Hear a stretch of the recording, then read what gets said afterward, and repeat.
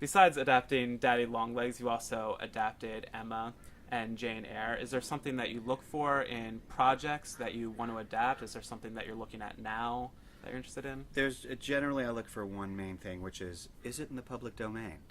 So, I mean, I've had experience with some other projects where, you have to purchase the rights and go through attorneys and lots of things, and it ends up being very problematic.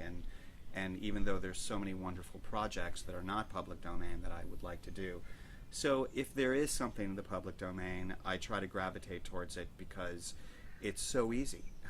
And it really does make the writing process just a lot easier to tackle in the whole project. But with Emma, I mean, it was just an amazing book by Jane Austen, and I was really interested in the fact that it really feels like one of the original romantic comedies that launched, that entire genre, that basically went to Hepburn Tracy and Annie Hall, and I really feel like in some ways, not counting Shakespeare, that Emma is the original romantic comedy. So I thought it was very good fodder for a musical.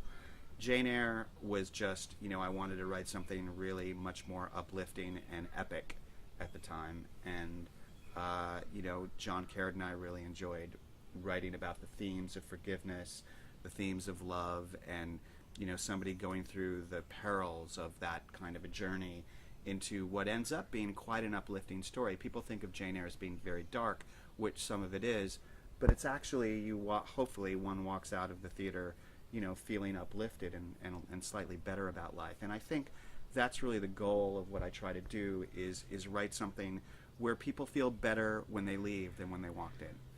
Nice. I thought you were just in love with period pieces. No, it's much more selfish and narcissistic than that. Are you looking at anything else in the future? What are you? Yeah, right now I'm working on. I've plagiarized Dickens actually for my new piece.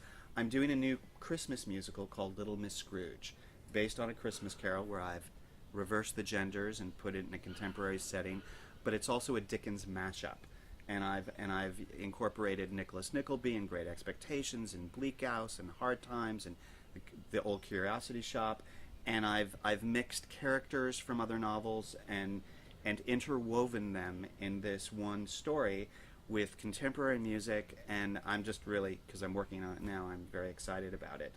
And I just did a very casual living room reading in New York with just some actor friends and heard it out loud for the first time, and trying to move it on from there. Yeah. I remember reading Hard Times in high school.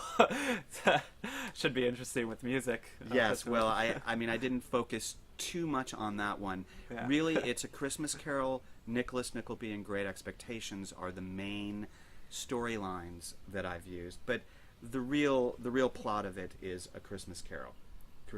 So nice.